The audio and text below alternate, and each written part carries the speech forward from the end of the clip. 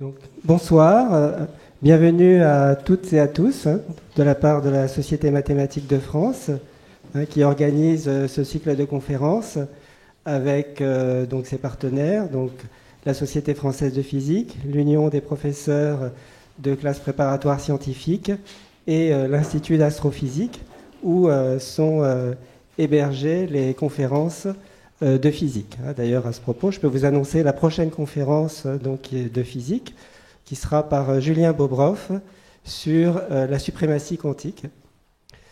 Voilà. Donc, qu'est-ce que je... Voilà, donc je vous invite, il y a des prospectus à l'entrée, donc instant publicitaire. Donc la Société mathématique de France organise différents cycles de conférences publiques. Vous pouvez les trouver sur cette brochure et il y a toutes les informations sur notre beau site web. Voilà, au cas où j'aurais oublié, je remercie l'Institut Henri Poincaré, qui est aussi partenaire dans le cycle et qui nous reçoit ce soir, clairement.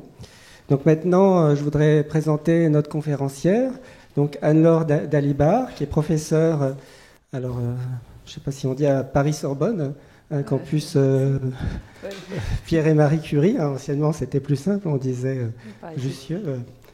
Voilà. Donc, elle est professeure depuis 2014 dans cette université. Avant, elle a été chargée de recherche au CNRS. Donc, son cursus antérieur, et donc elle a fait des études pas loin d'ici, au lycée Henri IV. Après, elle a été élève de l'école normale supérieure. Donc là, il faut quand même traverser la rue. Donc, ses travaux ont été vite reconnus pour leur importance. Elle a été titulaire du cours PECO au Collège de France. Actuellement, elle bénéficie d'un important et prestigieux financement européen. Voilà, mais donc maintenant, trêve d'introduction, écoutons sa conférence. Merci beaucoup pour l'introduction et pour l'invitation. Et puis je vous remercie à tous et à toutes d'être ici par une soirée de novembre. Donc je vais vous parler de couches limites en océanographie.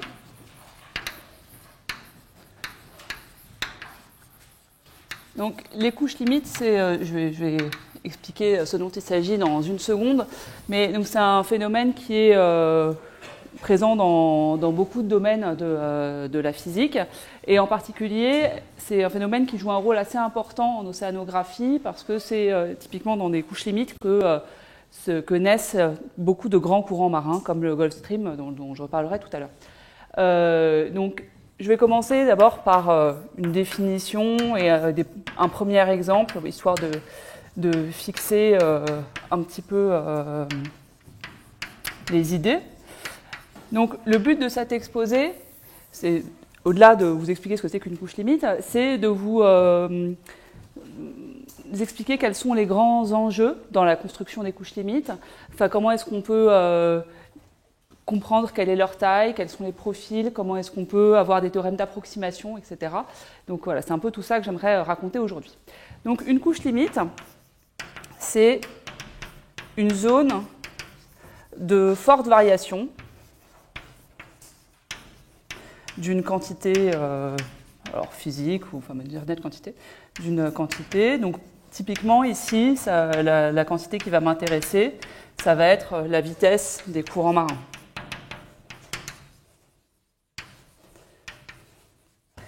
Et l'autre chose qui caractérise une couche limite, c'est le fait qu'on varie fortement, donc on a des variations, disons, d'amplitude au moins 1, sur une faible épaisseur.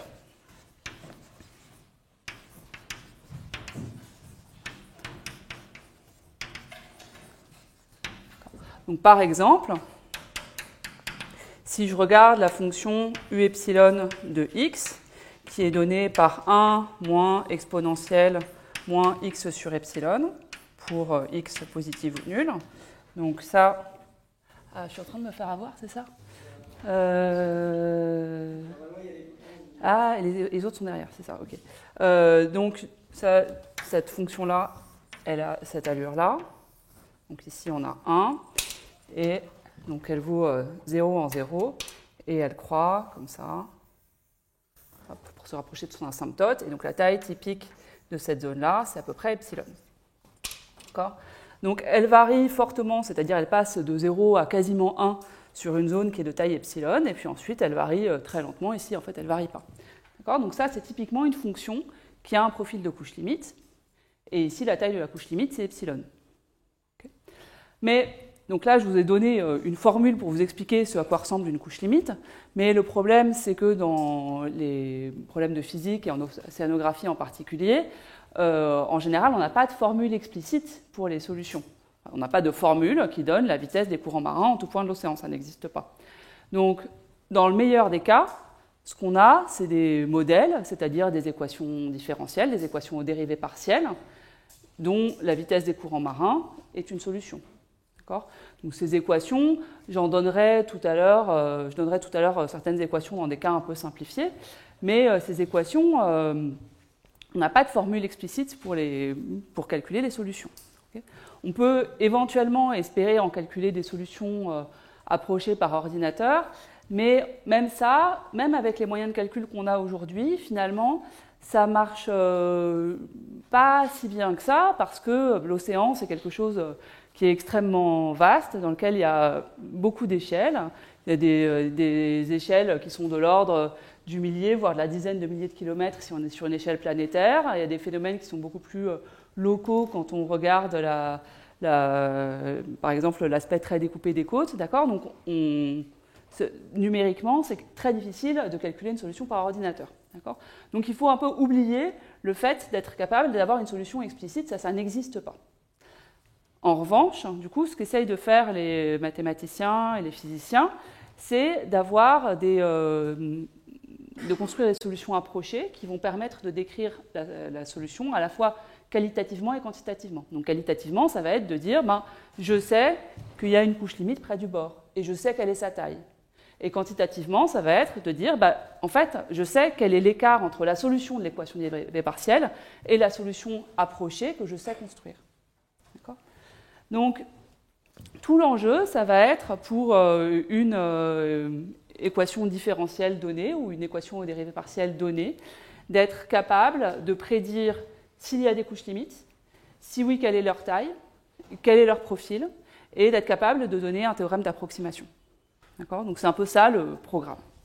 Donc je vous donne un exemple tout de suite qui va nous occuper pendant une bonne partie de l'exposé. Donc ça, ce n'est pas un exemple qui vient de l'océanographie, c'est juste pour fixer les idées. Donc je regarde une équation différentielle extrêmement simple, donc pour x qui est entre 0 et 1, et je prends u epsilon en 0 égale u epsilon en 1 égale 0. D'accord ? Donc ça, c'est une équation différentielle linéaire à coefficient constant. Ici, epsilon, c'est un petit paramètre. Donc il est positif. Et puis, donc je suppose qu'il est tout petit et je m'intéresse au comportement des solutions quand epsilon tend vers 0. Donc vous savez qu'à epsilon fixé, les solutions de cette équation différentielle-là, c'est un espace affine de dimension 2. Si je voulais, je serais capable de calculer une solution explicite dans ce cas-là, mais je ne veux pas le faire parce que je vous ai dit que dans la majorité des cas, on n'était pas capable de le faire. D'accord ? Donc je ne vais surtout pas calculer de solution explicite, et je vais plutôt dérouler le programme que je vous ai annoncé, c'est-à-dire calculer une solution approchée, en faisant comme si je ne savais pas calculer de solution. Donc c'est un espace affine de dimension 2, ça tombe bien parce que j'ai imposé deux conditions au bord, une en 0 et une en 1. Donc voilà, a priori, il existe une unique solution de cette équation.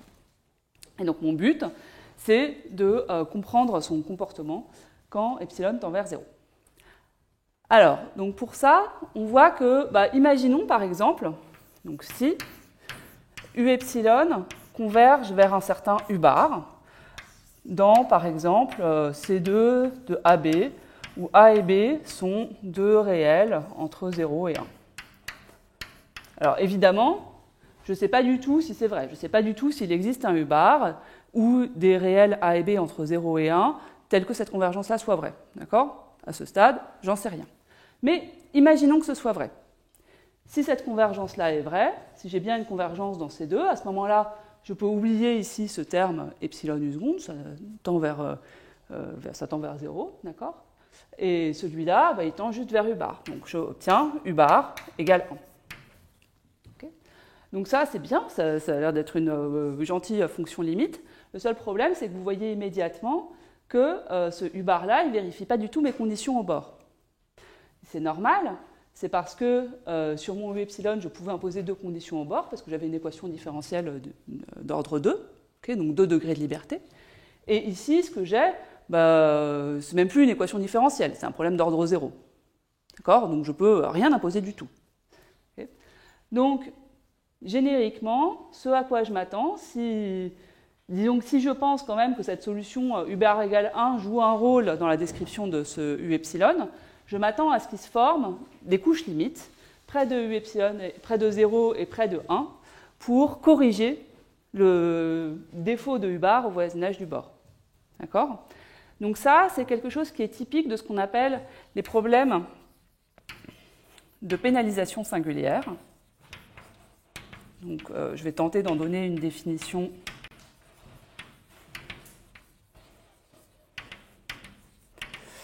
Donc, un problème de pénalisation singulière, vous regardez, donc on considère un problème, enfin une équation différentielle plutôt, ou même une EDP. Bon, je vais mettre une équation différentielle pour l'instant.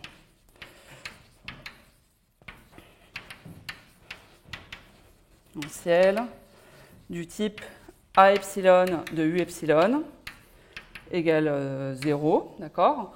Ou A epsilon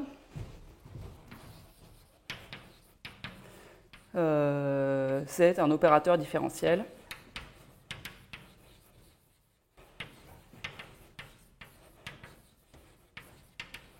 d'ordre D.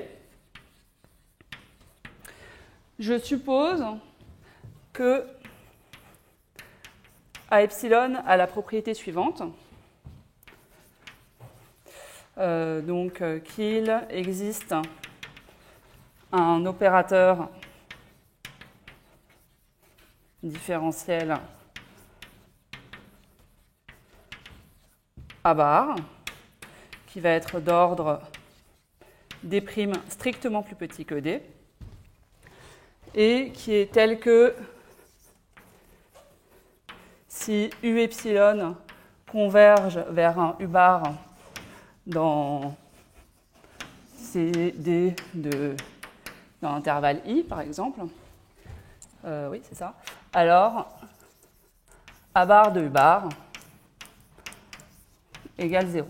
D'accord ? Donc c'est exactement ce qui se produit là. Hein. Ici, à epsilon, c'est moins epsilon de dérivée plus l'identité moins 1. Okay ? Et mon opérateur A bar, c'est juste l'identité. C'est juste la fonction, c'est juste l'identité moins 1. Okay ? Donc A epsilon est d'ordre 2 et A bar est d'ordre 0. Donc si A epsilon est un opérateur qui possède cette propriété-là, alors je dis que c'est un problème de pénalisation singulière. Donc là, en fait, il n'y a plus de tableau mobile, c'est ça ? Ils peuvent bouger ? Alors. Ah oui.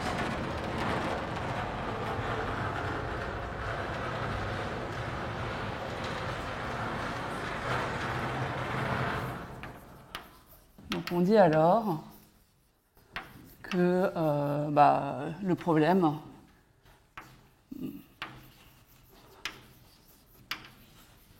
donc A epsilon de U epsilon égale 0 est un problème de pénalisation singulière.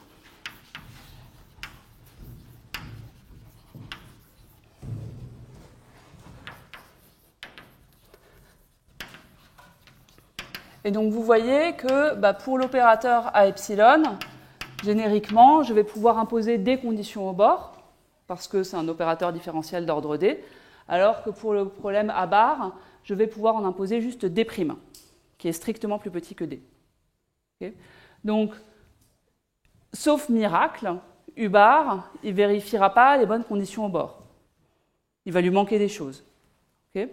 Et donc, génériquement,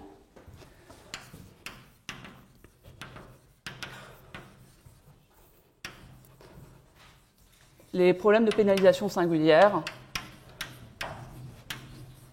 génère des couches limites près des bords.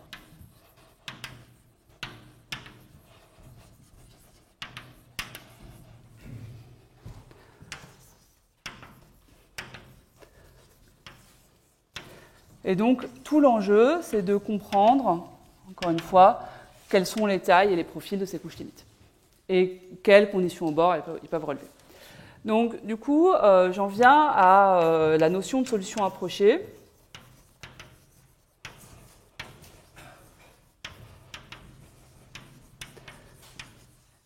Et aux estimations d'erreur.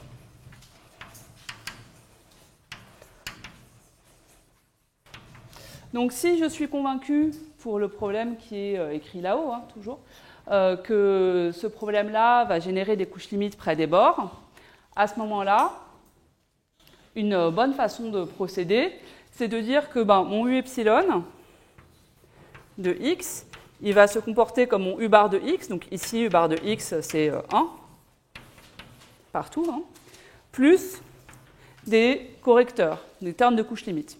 Donc les termes de couches limites, ici, a priori, il y en a un près de 0 et un près de 1, puisque vous voyez que U bar, il vaut 1 en ces deux points-là, et 1, c'est pas 0.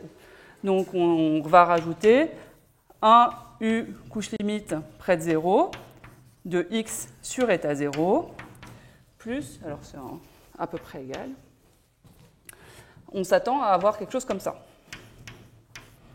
de 1 moins x sur état 1, avec état 0 et état 1 qui sont deux nombres qui sont positifs et petits, qui a priori sont différents, d'accord ?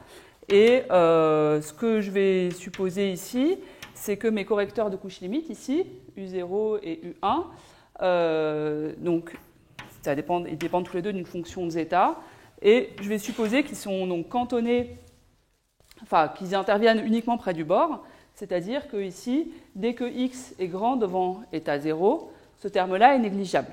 Donc ça veut dire que UICL de zeta, ça tend vers 0 quand zeta tend vers l'infini. D'accord ? Et idem pour toutes les dérivées. Donc, la dérivée KIM par rapport à zeta de UICL de zeta tend vers 0 quand zeta tend vers l'infini. D'accord ?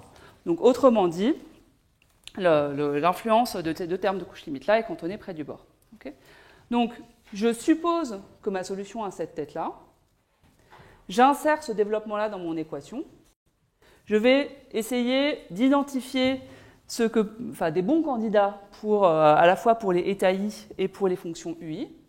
Okay ? Donc ça me donnera quelque chose que je vais appeler une solution approchée. Donc à ce stade, la seule chose que j'ai fait, c'est identifier quels pourraient être des candidats pour les différents termes dans ma solution approchée. Pour l'instant, je n'ai pas dit que c'était comme ça que se comportait le U epsilon. Et ensuite, il y a une deuxième étape qui est de dire que le U epsilon, le vrai, celui qui est solution de ce qui est là-haut, il est vraiment proche du développement que j'ai écrit ici. Et bien, on y va. Donc, par exemple, près de 0.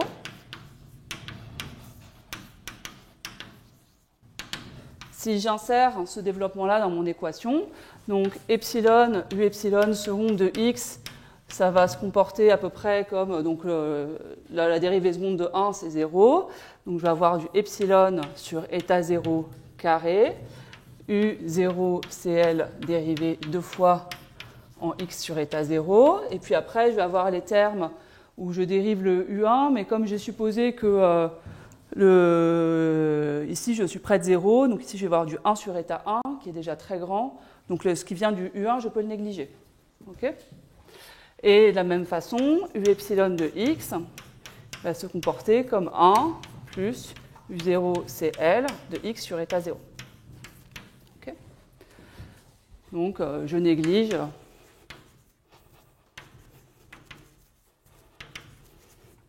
les U, CL, 1 et leurs dérivés. D'accord ? Donc, quand je mets tout ça dans mon équation, donc le 1, il se simplifie avec le membre de droite, hein, c'est le U bar, il est fait pour ça. Et donc, il me reste, je veux que moins epsilon sur état 0 dérivée seconde de UCL plus U0CL de x sur état 0 je veux que ça, ce soit égal à 0. Okay. Donc, si on veut que ces deux termes-là soient du même ordre de grandeur, quelque chose qui est assez naturel, c'est de dire que je veux que ce terme-là, ici, ce paramètre-là, il soit égal à 1. Donc, autrement dit, je fais le choix état 0 égale racine de epsilon. Okay. Une fois que j'ai fait ça, donc ça, maintenant, ça devient 1. Et donc, je vois que U0 CL, ça vérifie l'équation moins U seconde plus U égale 0. Donc, autrement dit, U0 CL de zeta, il va être sous la forme A plus exponentielle zeta plus A moins exponentielle moins de zeta. Parce qu'il est solution de l'équation moins U seconde plus U égale 0. D'accord ? Alors, j'ai demandé que U0 de zeta tende vers 0 quand zeta tend vers l'infini. Donc ça veut dire que ce terme-là, je le jette à la poubelle. Ok, je n'en veux pas. Okay. Donc mon U0 de zeta, bah, il reste A moins exponentielle moins de zeta. Okay. Et alors maintenant, A moins, qu'est-ce qu'il vaut ? Bah, donc quand même, la raison d'être de ce terme de couche limite, c'est de corriger la trace, donc autrement dit la valeur de U bar en x égale 0. Donc on prend A moins égale moins U bar en 0, c'est-à-dire moins 1.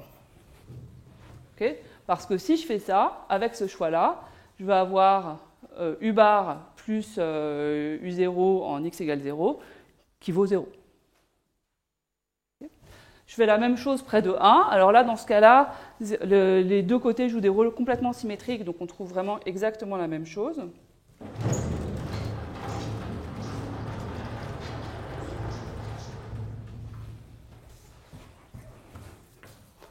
Donc près de 1,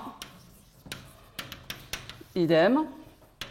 Donc on trouve que UCL1 de zeta égale moins exponentielle moins de zeta.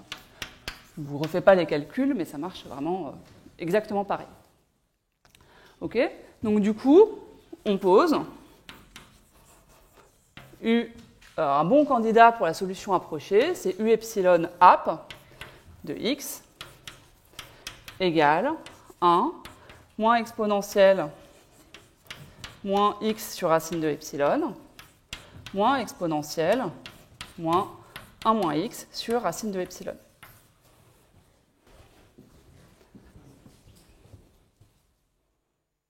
D'accord ? Et maintenant, il faut arriver à dire si oui ou non U epsilon est proche de ce U epsilon app.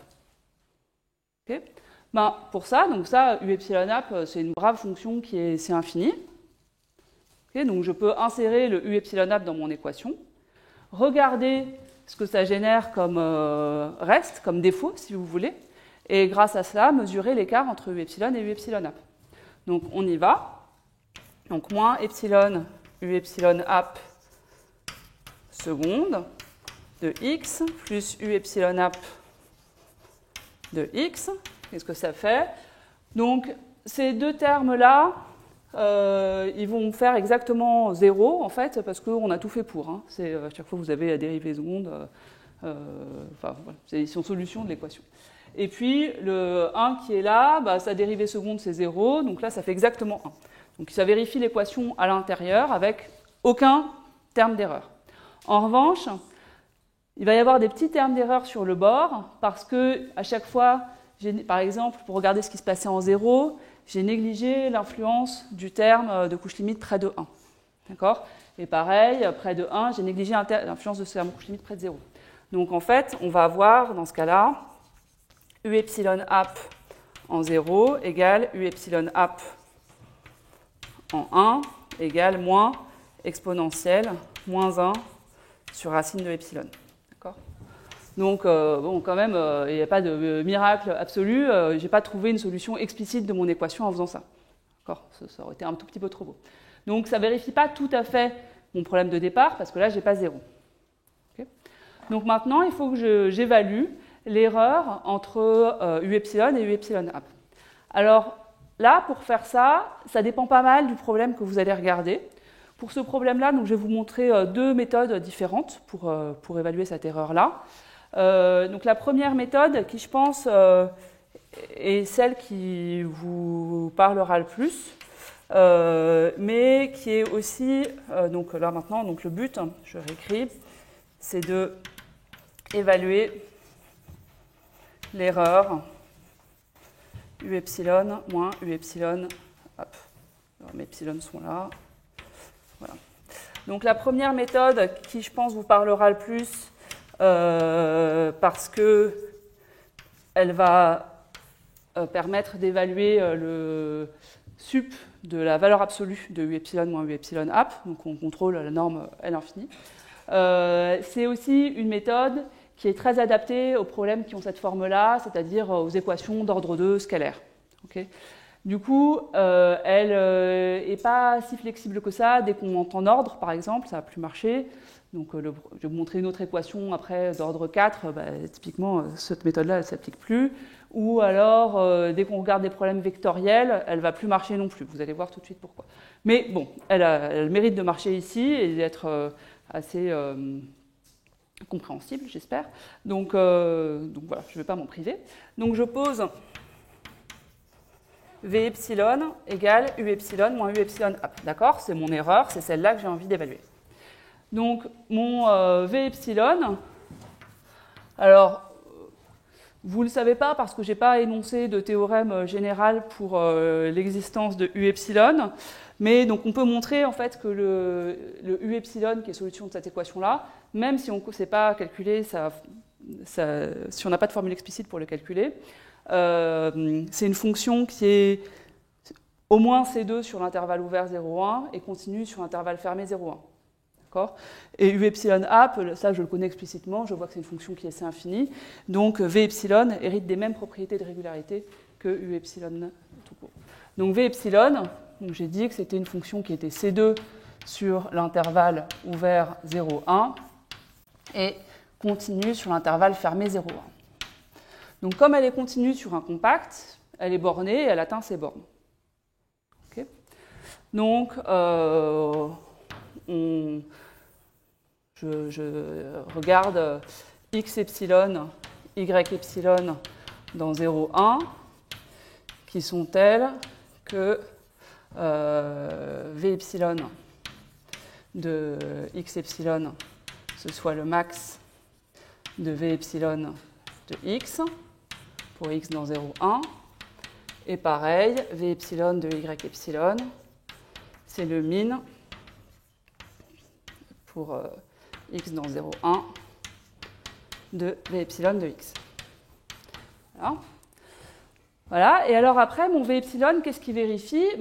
Donc tout est linéaire ici, donc je peux faire la différence de mes deux équations, celle vérifiée par u epsilon et celle vérifiée par u epsilon app.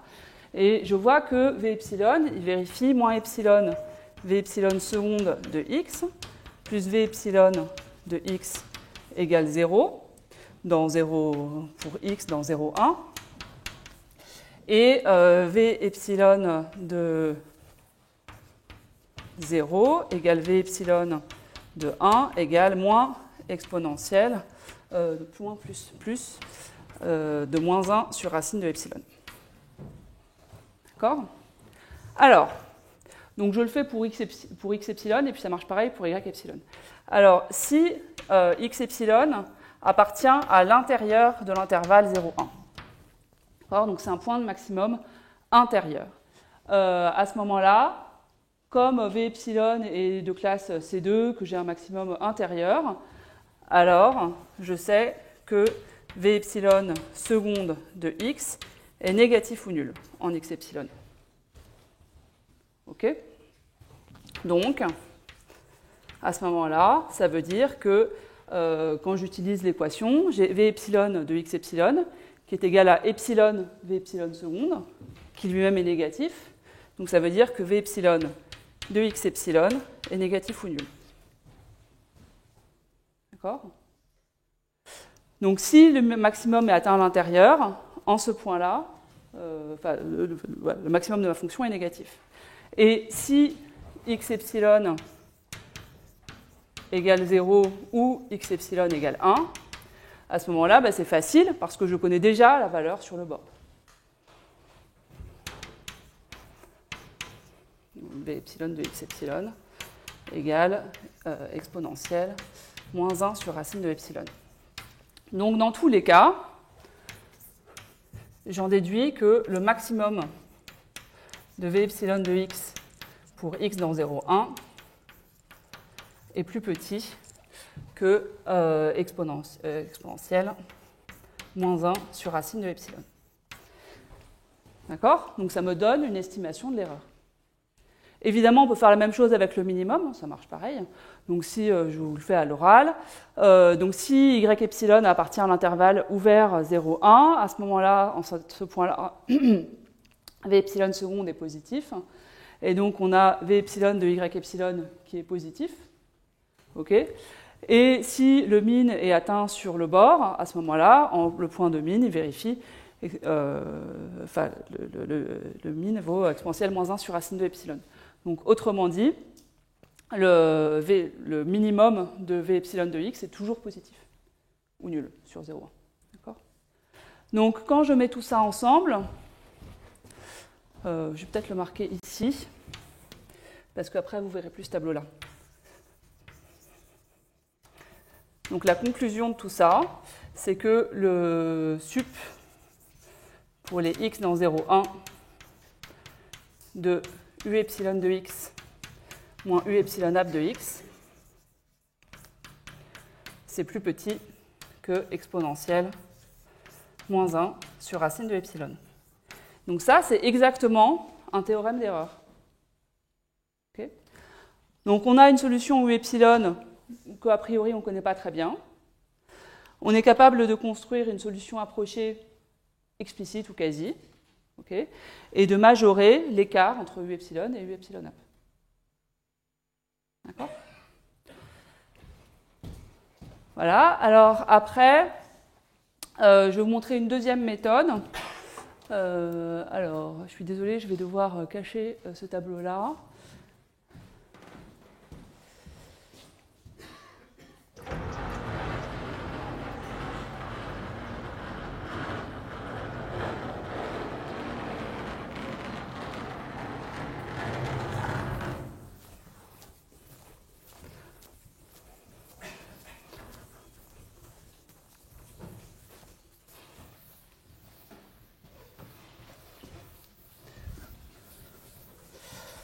Alors, la deuxième méthode, donc ça c'était une méthode dite par principe du maximum, d'accord ?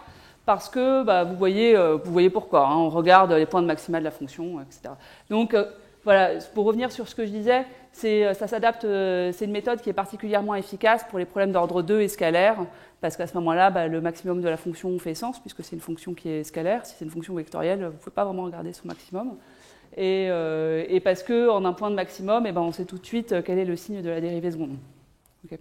Donc, voilà, si vous avez un problème qui est d'ordre pas 2, ça ne marche plus.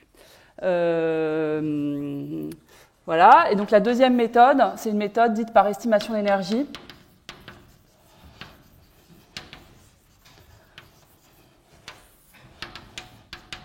Qui est un peu plus robuste. Enfin, en tout cas, qui aura le mérite de s'adapter à un autre problème que je présenterai tout à l'heure. Alors, les méthodes par estimation d'énergie, elles préfèrent quand les termes d'erreur sont dans le terme source, c'est-à-dire à l'intérieur, plutôt que sur les bords. Donc, pour ça, je vais poser W epsilon, qui est égal à mon U epsilon, moins U epsilon ap. Je ne sais plus où j'ai mis mes epsilon. Hop, moins U epsilon ap. Et puis, je vais retrancher ce que j'avais sur les bords, c'est-à-dire exponentielle moins 1 sur racine de epsilon. D'accord ? Alors, à ce moment-là, W epsilon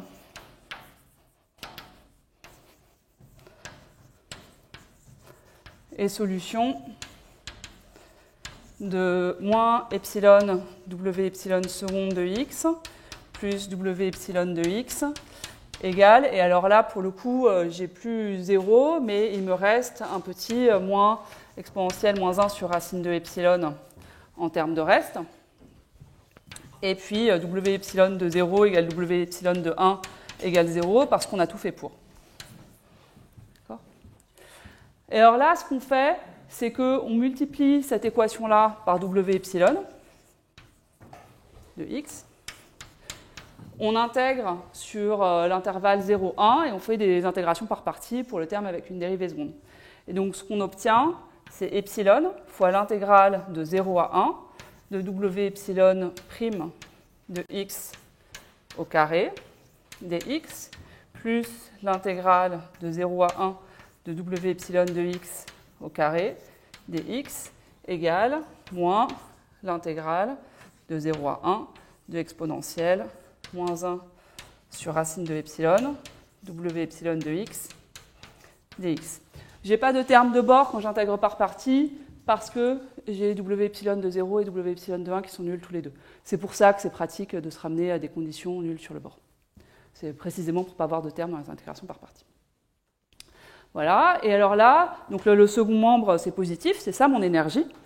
Et pour le membre de droite, là, je peux faire juste un Cauchy-Schwarz. Donc ça, c'est plus petit, ou Cauchy-Schwarz ou Young, ou ce que vous voulez. Donc ça, c'est plus petit que 1,5 de l'intégrale de 0 à 1 de W epsilon de x au carré dx. Et celui-là, je vais pouvoir l'absorber dans le membre de gauche, plus 1,5 de exponentielle moins 2 sur racine de epsilon. Donc quand je mets tout ça ensemble, j'obtiens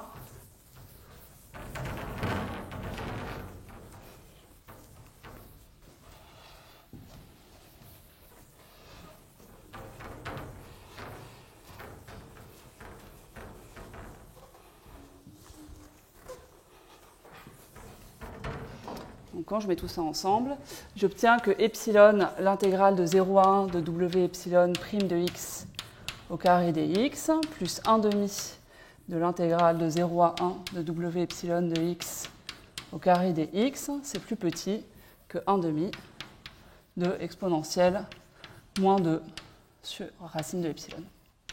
Okay. Alors, donc pour mémoire, avant, ce qu'on avait, enfin l'équivalent de ce qu'on avait, ça aurait été que le sup de W epsilon de x, la méthode, le principe du maximum, ça donnait ça, sur racine de epsilon. Il y a un moins là, hop, qui est un peu attaché à mon trait de fraction. Mais... Donc vous voyez que si je regarde juste cette partie-là de l'inégalité, bon d'abord c'est compatible, mais cette inégalité-là est plus forte. Okay. L'avantage de la méthode d'énergie, outre sa robustesse, c'est le fait que ça donne aussi un contrôle sur la dérivée. Encore ce que ne donne pas la méthode par principe du maximum. Alors vous pouvez avoir l'impression, qui n'est pas fausse d'ailleurs, que c'est un contrôle assez faible parce que j'ai un epsilon devant. Sauf que si vous regardez ce qui se passe pour les termes de couche limite, en fait, ce contrôle-là voit exactement les couches limites. Disons, au moins dans certains cas, ce terme-là permet de voir ce qui se passe dans les couches limites, d'avoir un terme pas négligeable dans les couches limites. D'accord ? Donc ce n'est pas inutile d'avoir ici un contrôle dans les dérivées. Ok ? Alors donc ça c'était pour voilà, ça clôt ce que je voulais vous dire sur le premier exemple pour lequel du coup on a pu faire une étude assez exhaustive. Je vais vous présenter un deuxième exemple qui lui est directement inspiré de modèles océanographiques et qui est le suivant. Donc, vous allez voir, ça ressemble, mais c'est un peu plus compliqué. Donc je prends mon équation maintenant, ça va être moins epsilon, psi epsilon dérivé 4 fois de x, plus psi epsilon prime de x, égale f de x, pour x dans l'intervalle 0, 1. Et alors là, j'ai une équation linéaire d'ordre 4, donc j'ai 4 degrés de liberté, ou alors mon espace affine des solutions est de dimension 4, vous le dites comme vous voulez. Donc je peux imposer 4 conditions au bord, et donc je vais en prendre 2 en 0 et 2 en 1. Donc je vais prendre psi epsilon de 0 égale psi epsilon prime de 0 égale psi epsilon de 1 égale psi epsilon prime de 1 égale 0. Alors comme je vous ai dit que cette équation-là a été inspirée de modèles océanographiques, il faut quand même que je prenne 2 secondes pour vous dire un petit peu ce dont il s'agit. Donc ça c'est une équation qui modélise, alors qui est une version 1D, disons, de modèles bidimensionnels qui sont utilisés en océanographie et qui décrivent l'évolution des courants marins, qui décrivent le comportement, parce que là c'est une équation stationnaire, il n'y a pas de dérivée en temps, qui décrivent le comportement des courants marins sur des grandes échelles spatiales. Donc des grandes échelles spatiales, je veux dire quelque chose de l'ordre de 1000 km. Okay, donc typiquement un bassin océanique. Okay. Et à ce moment-là, donc psi epsilon, c'est la fonction courant, enfin ce qu'on appelle la fonction courant. Donc, autrement dit, psi epsilon prime de x, c'est la vitesse des courants dans la direction nord-sud.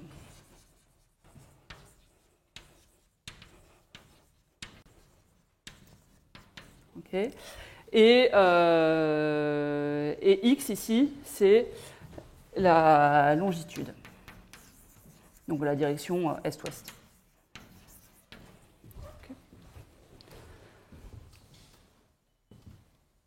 Voilà. Et voilà. Et alors ce qu'il faut que je dise aussi, donc c'est une équation qui s'obtient déjà dans une limite asymptotique d'un autre modèle que j'écrirai tout à l'heure. Et donc ça, c'est valable dans l'hémisphère nord et dans l'hémisphère sud. D'accord ? Ici, déjà, c'est la même équation hémisphère nord, hémisphère sud, sans changer le signe de qui que ce soit. Voilà, voilà. Donc, f, c'est une fonction qui est donnée, qui représente le forçage par le vent.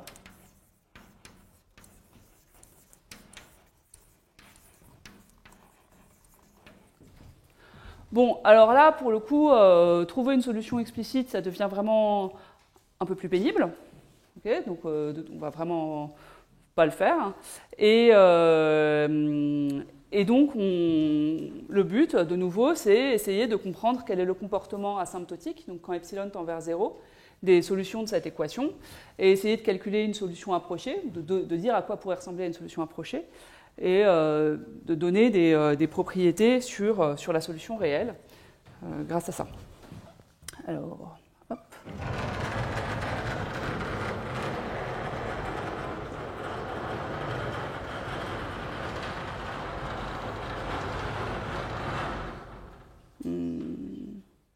Celui-là, je suis censée juste le descendre comme ça ou non?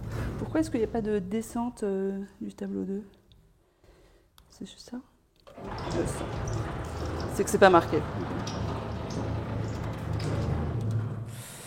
Donc vous voyez que c'est de nouveau un problème de pénalisation singulière, parce que l'opérateur que j'ai, c'est un opérateur d'ordre 4, et que formellement, si psi epsilon tend vers un psi bar, dans C4, sur un sous-intervalle, mon psi bar, il va vérifier juste psi bar prime égale f.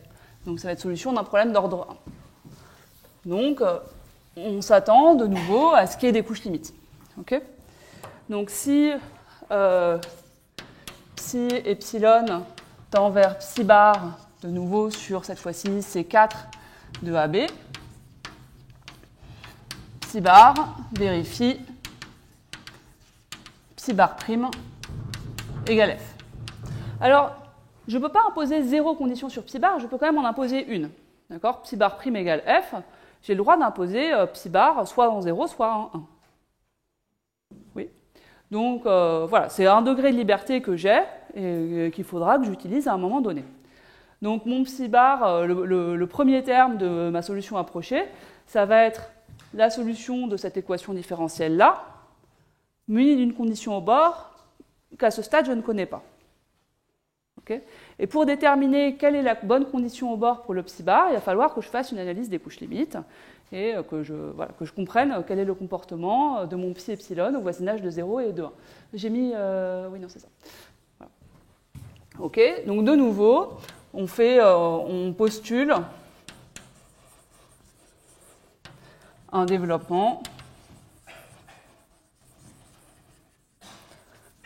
du type psi epsilon de x, il se comporte comme ce psi bar de x, donc solution de ça, mais de nouveau, je répète, avec une condition au bord à déterminer, plus un psi couche limite en 0 de x sur état 0, plus un psi couche limite en 1 de 1 moins x sur eta 1. Avec les mêmes notations que tout à l'heure, eta 0, eta 1, c'est des petits paramètres que, pareil, je ne connais pas encore. Et donc, je vais regarder ce qui se passe près de 0 et près de 1, et cette fois-ci, les comportements vont être différents près de 0 et près de 1. Donc, près de x égale 0. Donc, de nouveau, je calcule et je mets tout dans mon équation. Bon, comme c'est un peu pareil que tout à l'heure, j'accélère un tout petit peu. Donc, je vais avoir moins epsilon sur eta 0 à la puissance 4, pas de parenthèse, 4,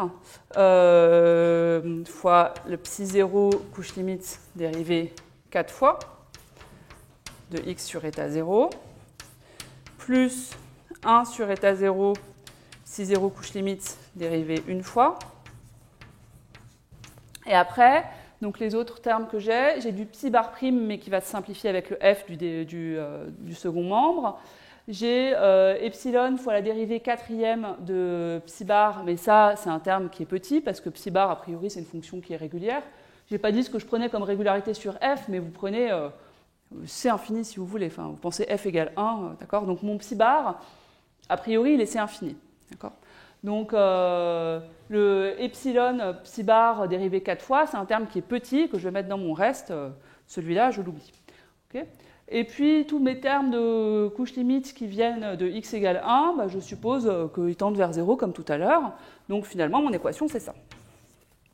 Okay, donc, de nouveau, si je veux trouver une équation sur mon psi 0 CL, je vais vouloir équilibrer ces deux termes-là.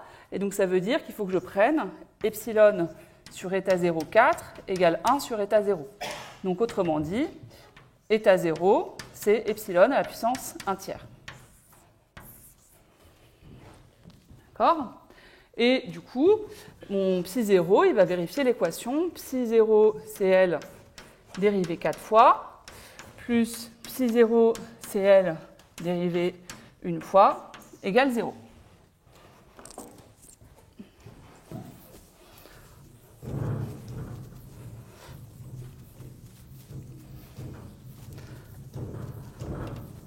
Alors, donc maintenant,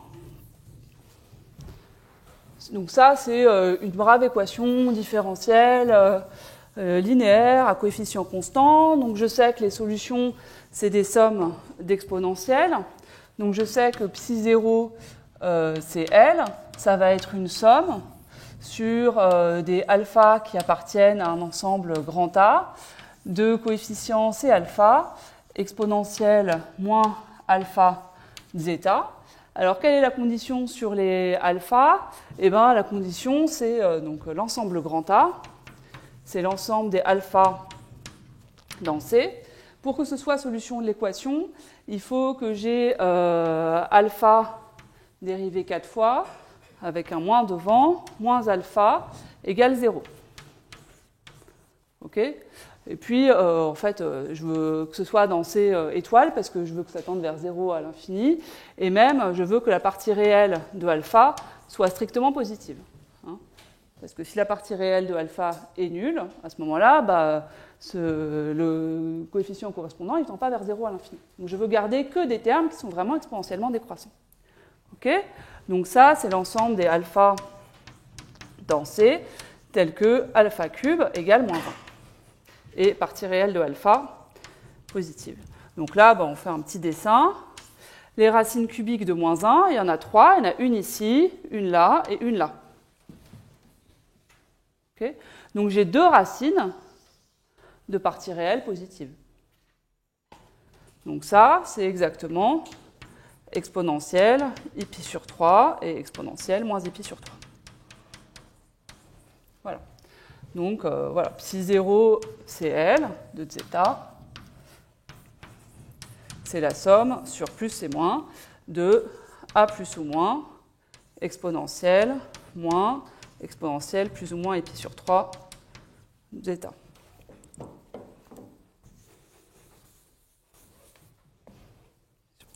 Zeta. Donc ça, j'ai dit que c'était exponentielle plus ou moins pi sur 3. Voilà. Voilà. OK, donc ça c'est très bien. Donc ça veut dire que j'ai de nouveau 2 degrés de liberté. Okay, j'ai 2 coefficients à choisir, A+ et A-. Ça tombe bien parce que j'ai 2 conditions à relever a priori à chaque bout. Donc je vais pouvoir choisir A+ et A- pour que psi bar en 0 plus psi couche limite en 0 de 0 égale 0 et psi bar prime en 0 plus 1 sur état 0, parce que c'est quand je calcule la dérivée de ce terme-là, j'ai un 1 sur état 0 qui sort, fois psi 0 Cl prime de 0 égale 0. D'accord ? Donc ça me donne un système linéaire.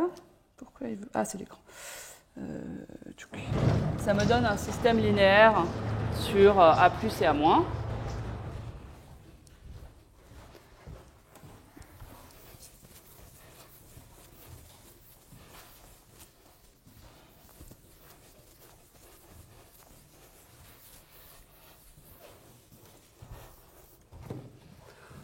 D'accord, je vous écris quel est le système linéaire. Alors, donc ça va être ça, exponentielle i sur 3, exponentielle moins i sur 3, fois A plus A- égale moins psi bar de 0 et état 0, psi bar prime de 0. Donc pourquoi ça? Donc la première ligne, c'est A plus A- égale moins psi 0 bar, c'est celle pour la trace. D'accord. La deuxième ligne, donc là je fais sortir les alpha plus ou moins. OK.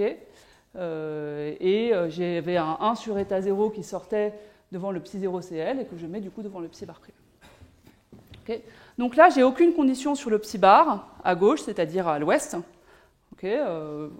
Pour n'importe quel psi bar, je peux relever ces 2 conditions limites. Et donc maintenant, quand je regarde ce qui se passe près de x égale 1, alors, on fait, c'est exactement le même calcul. Donc, on a de nouveau moins epsilon sur état 1 dérivé 4 fois, psi 1 couche limite dérivé 4 fois, plus 1 sur état 1, psi 1 couche limite dérivé une fois, de x sur état 1 moins x sur état 1, 1 moins x sur état 1. Oui, sauf que là, voilà, justement, c'est un moins. D'accord ? Parce que quand je dérive le psi 1 couche limite, j'ai un moins qui sort. D'accord ? Et ce moins-là, il est important. C'est lui qui va induire une dissymétrie entre ce qui se passe à l'est et ce qui se passe à l'ouest. Égale 0. OK ? Donc de nouveau, je vais prendre état 1 qui est égal à état 0 et qui est égal à epsilon à la puissance 1 tiers.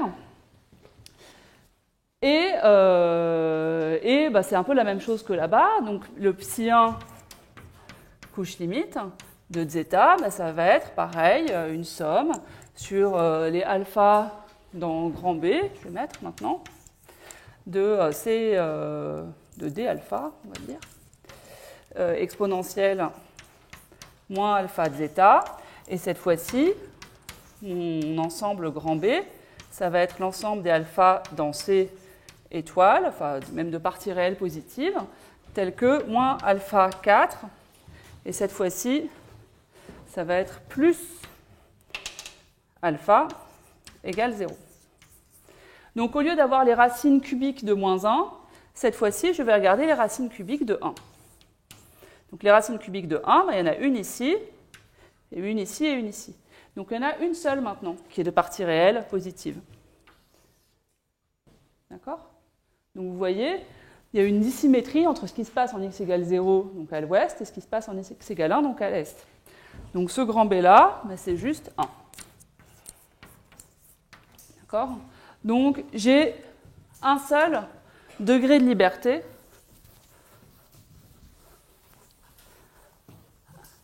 à l'est. D'accord ? Donc ça me dicte ce qu'il faut que je prenne comme condition aux limites sur le psi bar. Parce qu'à l'est, je n'ai pas le choix. Ma couche limite, elle ne va pas pouvoir m'aider beaucoup. Elle pourra relever qu'une seule condition aux limites. Alors, comme l'heure avance et que j'ai encore envie de vous raconter un peu autre chose, je vais vous dire directement ce qu'il faut prendre. Du coup, on peut relever une seule condition aux limites.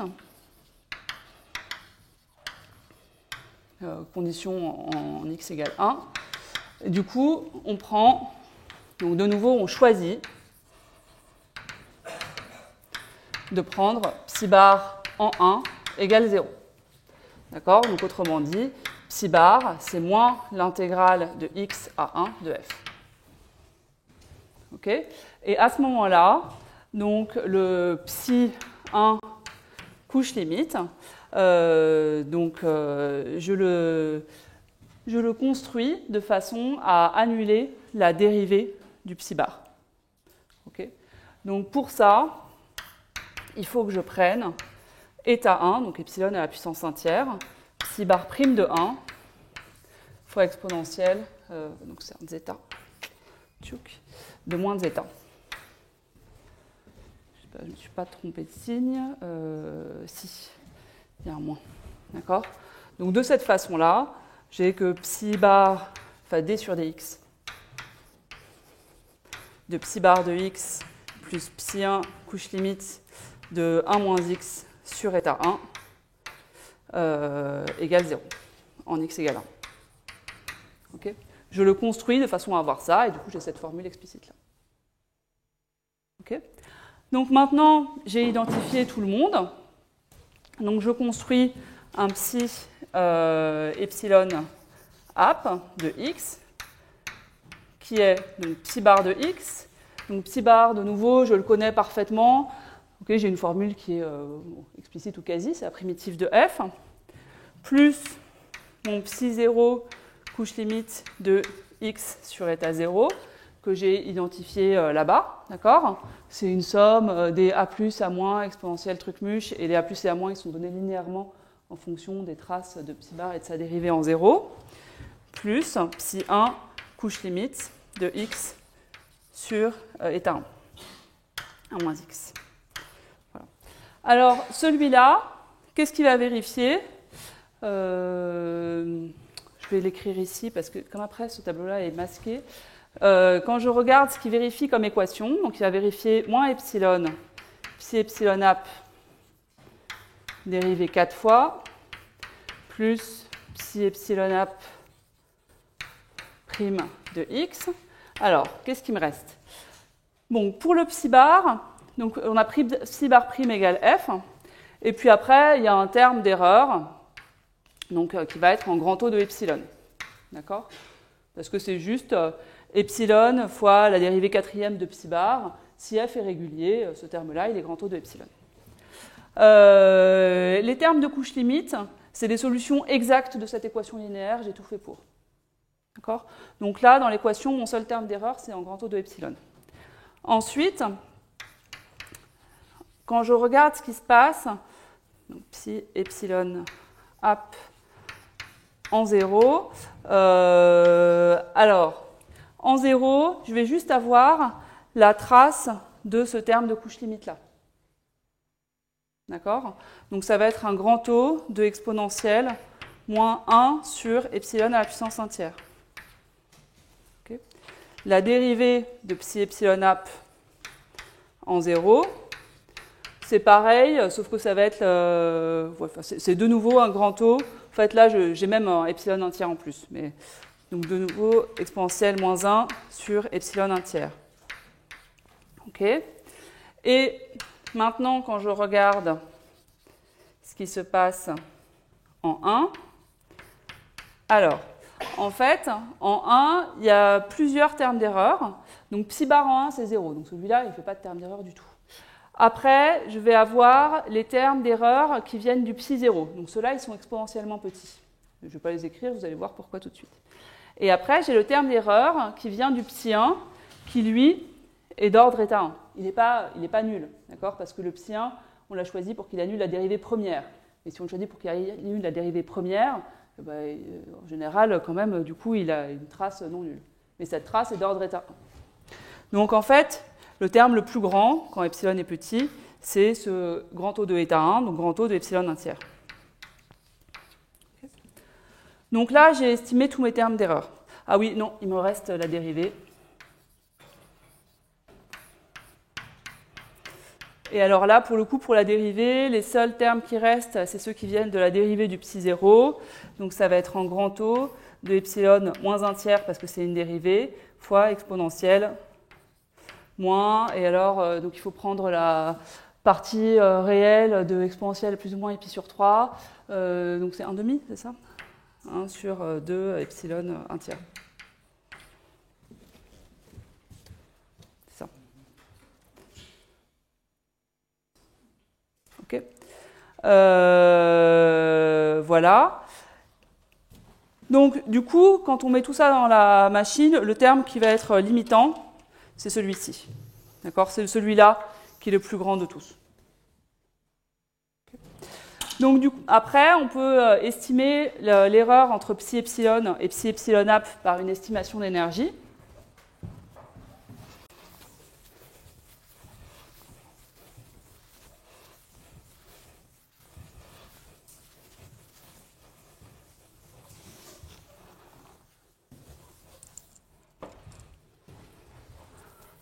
Donc, ensuite, on estime psi epsilon moins psi epsilon app. Mes epsilon, je les ai mis en bas. Par une estimation d'énergie.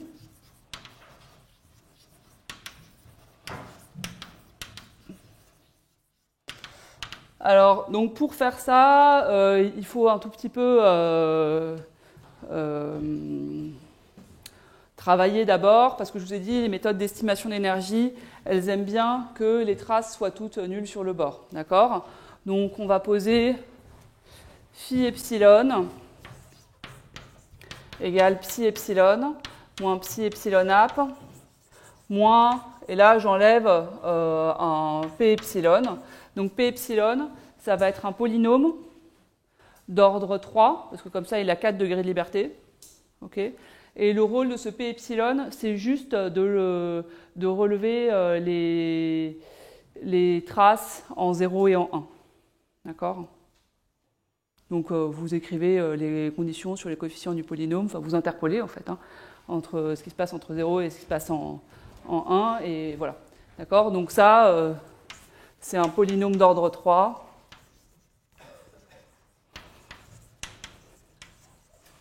Et du coup, si je regarde ce qu'il y a écrit là, il est grand O de epsilon. Grand O de epsilon 1 tiers, pardon. Donc, il va me générer un terme d'erreur, mais ce terme d'erreur, il va être grand O de epsilon 1 tiers aussi. Okay. Donc, phi epsilon, ça vérifie moins epsilon phi epsilon dérivé 4 fois, plus phi epsilon prime égale un grand O de epsilon 1 tiers. Okay. Et des conditions homogènes partout.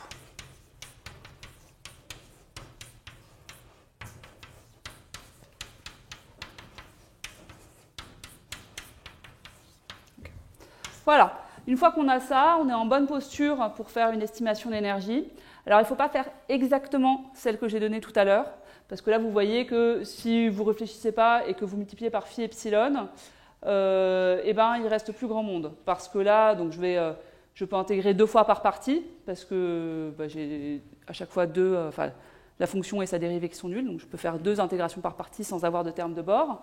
Donc celui-là, il est bien parce qu'il va me donner un epsilon, phi epsilon dérivée seconde au carré, donc un terme qui a un signe. C'est bien pour les méthodes d'énergie, d'accord, d'avoir des termes qui ont des signes. Le problème, c'est celui-là, qui est l'équivalent du u epsilon que j'avais tout à l'heure. Celui-là, si je multiplie par phi epsilon, eh ben, j'intègre par partie et il ne reste plus personne. D'accord ? Ce qui n'est pas très agréable, parce que j'aurais bien aimé qu'il reste là et qu'il me donne un terme. Voilà. Bon, c'est pas très grave. En fait, on s'en sort facilement. Il faut multiplier par phi epsilon fois un poids, w de x. Et ce poids-là, il va vous permettre de garder quelqu'un même quand on fait les intégrations par partie. Okay. Alors, qu'est-ce qu'il faut prendre comme poids ? En fait, vous avez le droit de prendre n'importe quoi, pourvu que... donc, il faut prendre quelque chose de régulier, qui soit positif sur l'intervalle 0,1. Et il faut que W' soit négatif. Donc c'est ça les deux conditions importantes. Donc typiquement, si vous prenez W de x égale exponentielle moins x, ça marche bien. Mais en fait, vous pouvez prendre n'importe quoi qui vérifie ces conditions-là. Bon, donc je passe ça sous silence. Mais une fois que vous avez fait cette manip-là et puis que vous êtes revenu dans les variables de départ, donc ce que vous obtenez, c'est une estimation de ce type-là. Seconde de x au carré dx plus l'intégrale de 0,1 de phi epsilon de x au carré dx. Ça, c'est plus petit qu'une constante qui dépend des normes de f, des paramètres du problème, fois epsilon à la puissance 2 tiers. Okay. Donc ça, c'est exactement, ça mesure l'écart entre le psi epsilon et le psi epsilon app. D'accord ? Le p epsilon, il ne compte pas, parce que de toute façon, une fois que vous avez ça, vous pouvez le remettre dans le membre de droite, et vous avez exactement la même estimation sur le psi epsilon ou un psi epsilon app. D'accord ? De toute façon, en fait, quand on fait une estimation d'énergie, à la fin, quand on relève comme ça brutalement par quelque chose de complètement anecdotique, qui n'a aucun rapport avec la structure du problème, il ne faut surtout pas que ce terme anecdotique soit plus grand que ce que vous allez avoir comme reste là. Il faut que ce soit, soit de la même taille, soit plus petit, mais il ne faut pas qu'il vienne perturber votre estimation. Donc voilà, ici en tout cas, il a exactement, une fois qu'il est mis au carré, la même taille que ce qui est là.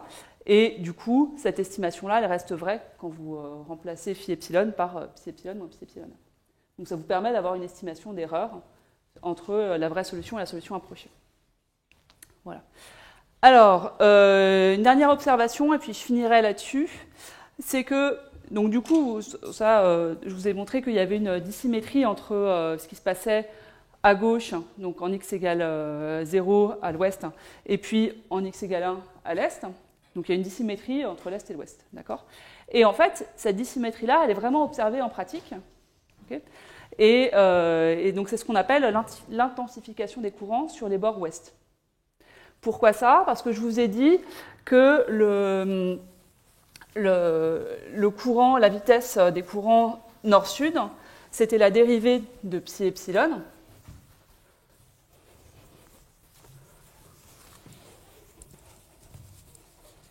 Okay. Donc le u epsilon, c'est-à-dire la vitesse nord-sud, c'est psi epsilon prime, enfin epsilon de x, c'est psi epsilon prime de x. Okay. Donc ce terme-là, il est très différent suivant qu'on est à l'est ou à l'ouest. Okay. Donc ça, donc à l'ouest, dans la couche limite ouest, donc près de x égale 0, c'est quelque chose qui va être d'ordre epsilon moins 1 tiers. Donc très singulier. Alors sur une toute petite zone, hein, mais quand même très grand. Okay. Et par contre, ça va être grand au de 1 partout ailleurs.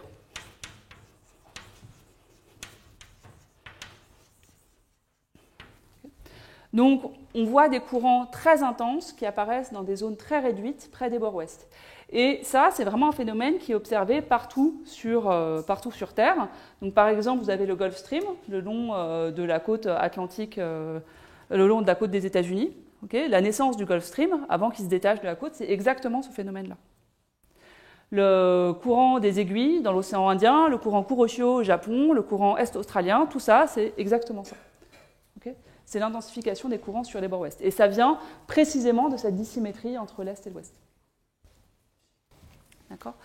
Bon, j'ai déjà un peu dépassé, donc je vais m'arrêter là. Donc évidemment, évidemment, c'est pas évident du tout, mais ce que j'ai raconté dans le cadre des équations différentielles, donc d'équations où vous avez une variable, ça se généralise au cas des équations aux dérivées partielles.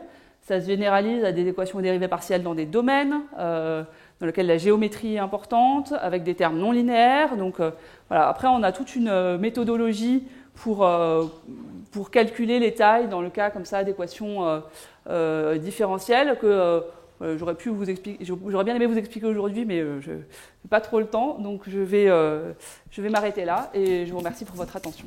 Merci.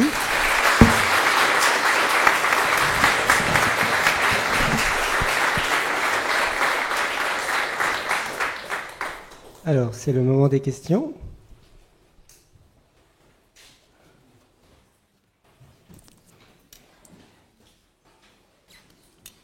Oui, attendez. Bonsoir. J'aurais voulu savoir quel était le sens physique de l'approximation qu'on a faite quand on a fait le choix de état 0 égale racine d'epsilon 0 ou epsilon entière plus tard, en disant que les deux termes seraient du même ordre de grandeur. Ben, c'est pas...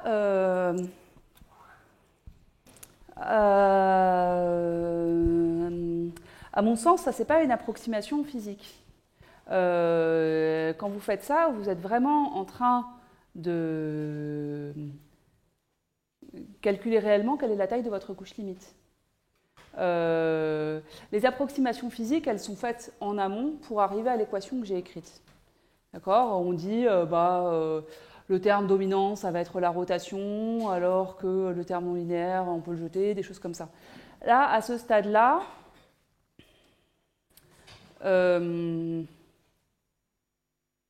alors, bon, voilà, moi j'ai une réponse peut-être un peu plus de mathématicienne, qui est de dire, quand vous construisez une solution approchée, tous les coups sont permis. Okay ? C'est à vous de mettre votre intuition dans la construction de la solution approchée pour avoir ce que vous pensez être la meilleure, quelque chose le plus proche possible de votre fonction. Okay ? Et après, il y a une étape qui est de montrer qu'en fait cette intuition était bonne. Donc de montrer l'estimation d'erreur, comme ce qu'on fait à la fin, pour dire, voilà, en fait j'avais raison de faire ça, puisque c'est bien ça qui se produit, puisque je suis arrivé à justifier que mon développement était légitime. Si vous faites n'importe quel autre choix, c'est-à-dire que vous donnez d'autres tailles au état 0, du coup vous allez obtenir des équations qui sont différentes sur les profils. Donc, par exemple, vous allez obtenir... donc si vous prenez état 0 beaucoup plus petit que epsilon puissance 1 tiers, à ce moment-là, vous allez obtenir un terme d'ordre 4 qui est beaucoup plus grand. Et du coup, votre équation, ça va être ψ0 dérivé 4 fois égale 0. Okay ? Mais du coup, à ce moment-là, la solution, ça va être 0. Donc, ça ne va pas vous aider à construire votre solution approchée, quelque part. Okay ? Donc, je dirais, à cette étape-là,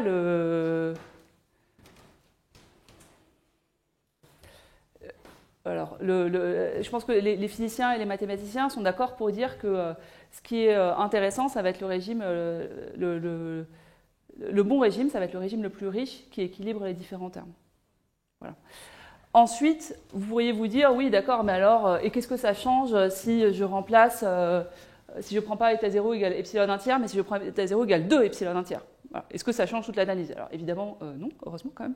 Mais donc c'est juste que ça va changer à ce moment-là l'équation vérifiée par le ψ0. Okay, au lieu d'avoir des coefficients 1 et 1, vous allez avoir 1 huitième et 1, par exemple. Mais du coup, ça va changer d'autant la caractérisation du alpha. Donc à la fin, pour le coup, quand vous calculez alpha sur état 0, ça c'est quelque chose de constant. Ça, c'est toujours la même chose. J'espère que ça répond à peu près à votre question.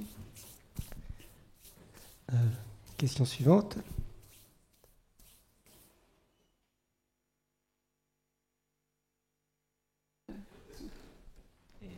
Que représente le epsilon dans le modèle physique de courant que vous avez présenté? La variable x, c'est la longitude? Oui, c'est une très bonne question. Alors, c'est la viscosité horizontale. Alors, ok, alors il faut peut-être que j'en dise un tout petit mot. Donc, le modèle de départ, celui dont on dérive le modèle que j'ai écrit là, c'est une équation de type Navier-Stokes. Alors, qui va s'écrire, sauf que là, ouais, c'est pas grave, je vais faire ça. 1 sur R0, hop, 1 plus, on va faire R0 bêta Y, E3 vectoriel U, un terme en gradient de pression, et puis je ne vais pas mettre tout le monde, mais voilà, on va faire ça.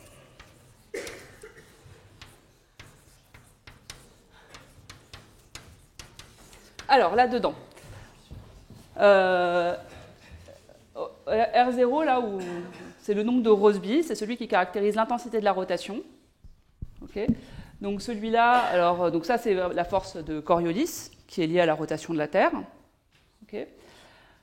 Ici, là j'ai déjà fait une approximation. Donc en fait, ce qui compte dans le vecteur, donc le vecteur rotation de la Terre, il est orienté selon du pôle nord au pôle sud. Okay.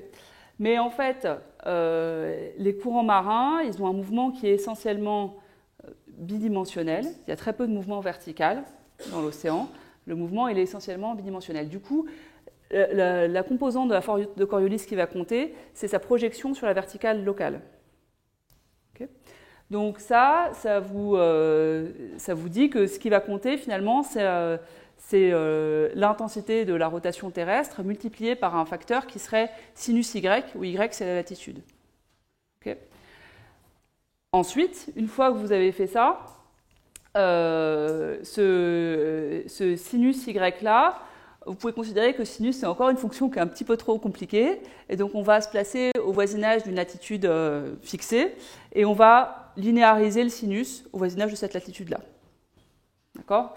Et donc, ça, c'est un sinus de y0 qui est une certaine latitude, plus.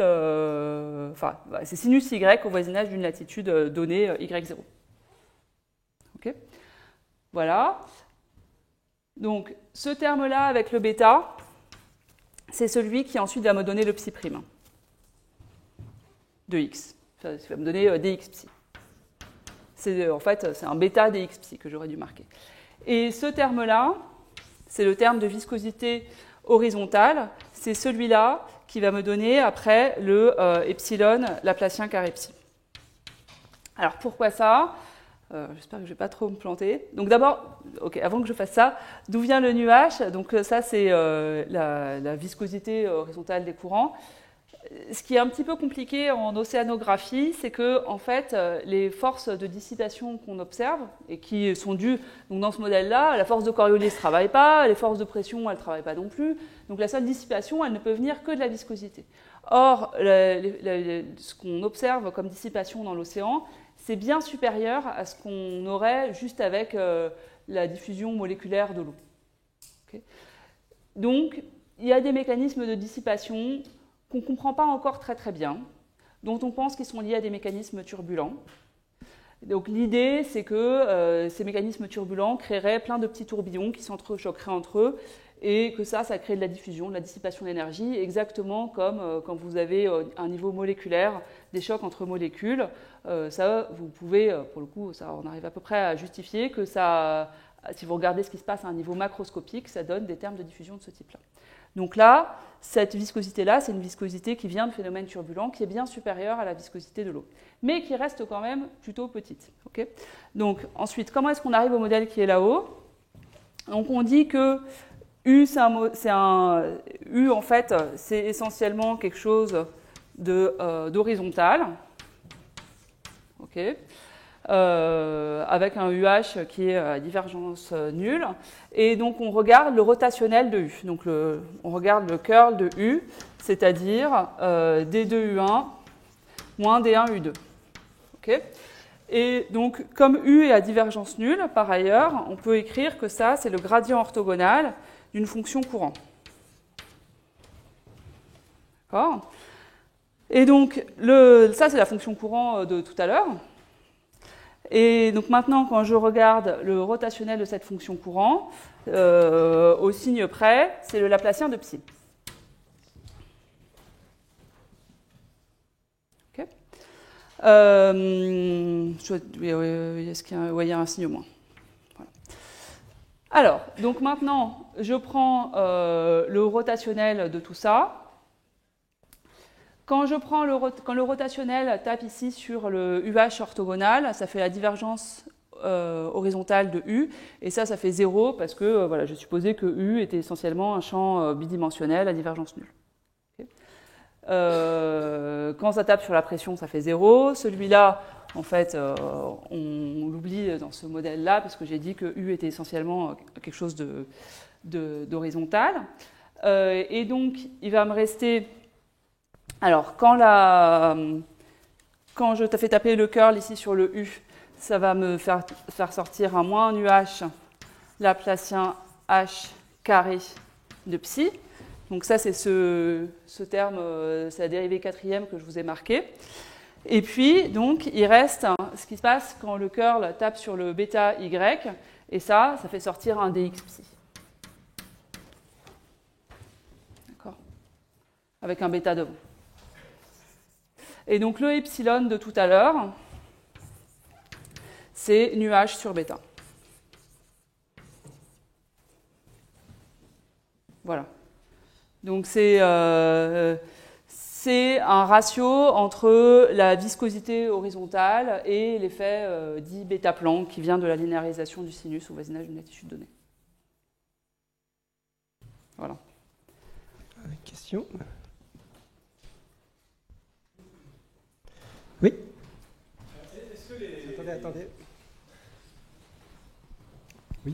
Est-ce que les approches et les résultats que vous présentez sont utilisés derrière pour faire des calculs numériques, ou est-ce que c'est des approches radicalement différentes ? Non, c'est utilisé. Alors, c'est utilisé de plusieurs façons différentes. D'abord, donc ce que j'ai dit au départ, c'est que l'océan, c'est un système trop complexe pour espérer en avoir une modélisation, même avoir des calculs numériques à toutes les échelles. D'accord ? Donc, ce qui a été fait, même avec la puissance de calcul d'aujourd'hui, donc ce qui a été fait, même ces 30 dernières années, même avant, c'est plutôt d'essayer d'avoir des modèles réduits. Et donc, typiquement, les couches limites jouent un rôle important dans ces modèles réduits parce que même sur le plan théorique, donc vous pouvez commencer par dire je m'attends à avoir une couche limite, voilà quelle va être sa tête, voilà quelle va être son incidence sur le terme intérieur. Donc, par exemple, ici, l'incidence sur le terme intérieur, c'est quand on fait l'analyse de couche limite, on voit où est-ce qu'il faut prendre la condition pour le psi bar. D'accord ? Mais après, voilà, ça va dépendre du modèle qu'on regarde. L'influence sur le terme intérieur, il faut faire l'analyse pour savoir exactement ce qu'elle va être. Donc, ça va vous permettre de savoir quelles sont les bonnes équations qu'il faut modéliser, quelles sont les bonnes équations sur lesquelles il faut faire des calculs, qui sont, on espère en tout cas, des équations qui sont plus simples, ces modèles réduits, que le système de départ. Donc ça, c'est un premier élément de réponse. Le deuxième élément de réponse, c'est d'incorporer directement cette petite échelle dans le code numérique, et ça c'est quelque chose qui se fait aussi, de dire qu'on va avoir un maillage qui va dépendre de l'endroit où on se trouve dans l'espace. Et donc par exemple, ici, on peut dire, ok, tant que je suis loin de 0 et de 1, je peux me contenter d'avoir un maillage assez grossier, et qui est grand devant epsilon puissance 1 tiers, puisque rien ne se passe. En revanche, je sais que près de 0 et près de 1, là, il faut que j'ai un maillage extrêmement fin pour bien décrire ma solution.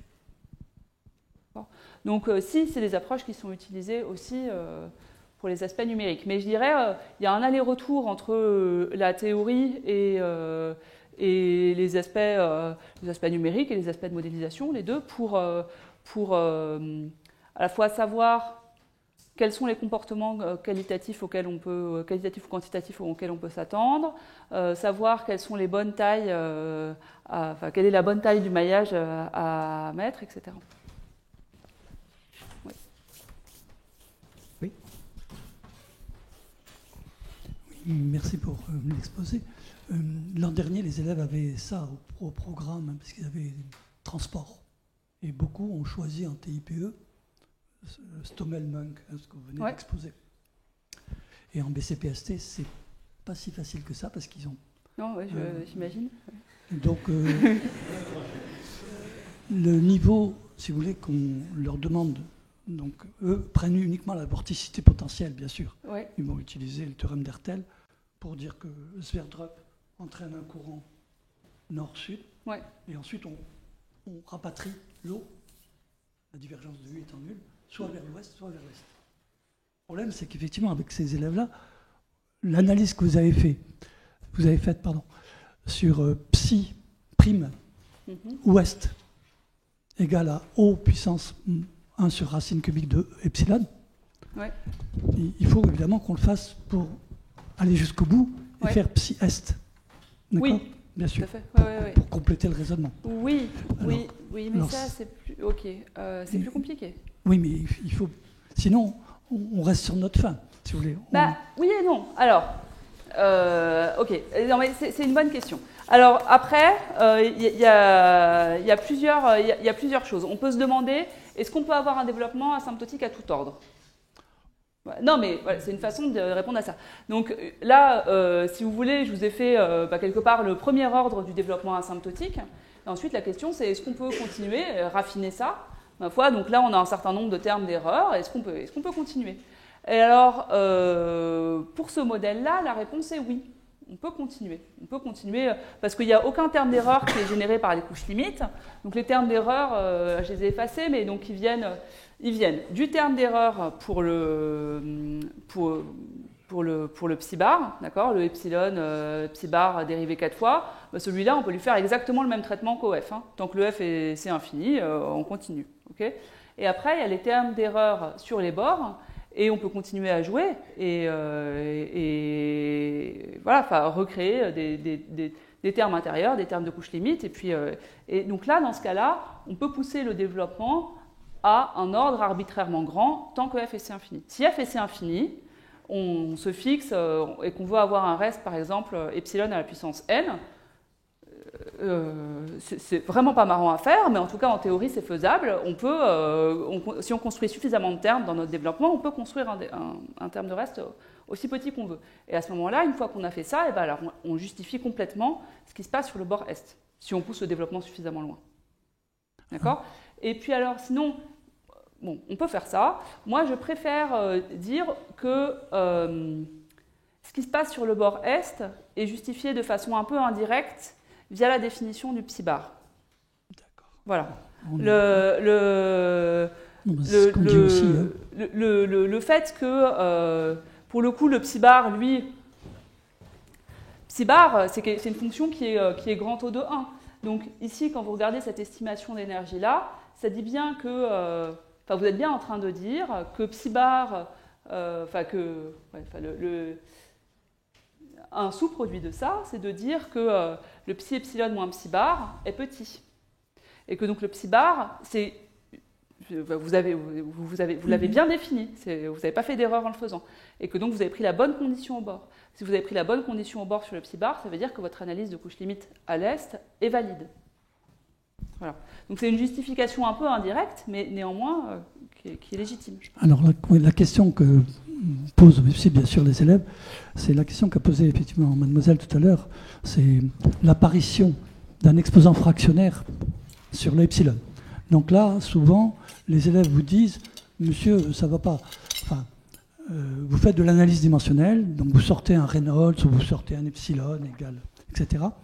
Mais si dans Blasius, par exemple, on va aussi retrouver des Reynolds à la puissance quelque chose. Oui. Et alors là, on est obligé de leur invoquer ce qu'on appelle, nous, en physique, l'analyse asymptotique de Barenblatt. C'est-à-dire ces espèces d'analyse dimensionnelle intermédiaire. Voilà, j'ai pas eu le temps d'en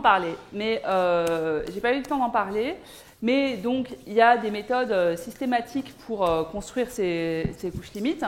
Les couches limites, les tailles des couches limites, donc ici les alpha, ça va toujours être des solutions de polynômes dont les coefficients sont eux-mêmes des polynômes en epsilon. Okay, donc, si vous regardez, donc, vous avez un polynôme de degré m sur les tailles de couches limites, et ce polynôme-là, il a toujours m racines complexes, distinctes ou conjuguées. Okay, et ensuite, vous pouvez faire l'analyse asymptotique de ces racines quand epsilon tend vers 0. Et là, il y a pas mal d'outils d'analyse complexe qui permettent de dire qu'asymptotiquement, la taille des racines du polynôme, c'est toujours une puissance fractionnaire de epsilon, positive ou négative, mais c'est toujours une puissance, c'est toujours un epsilon à la puissance petit q avec q un rationnel. Donc ça, c'est des outils d'analyse complexe qui permettent de le dire. Parce que, à la fin, ce qu'on a, c'est toujours des solutions de polynômes. Alors, est-ce qu'il y a une dernière question?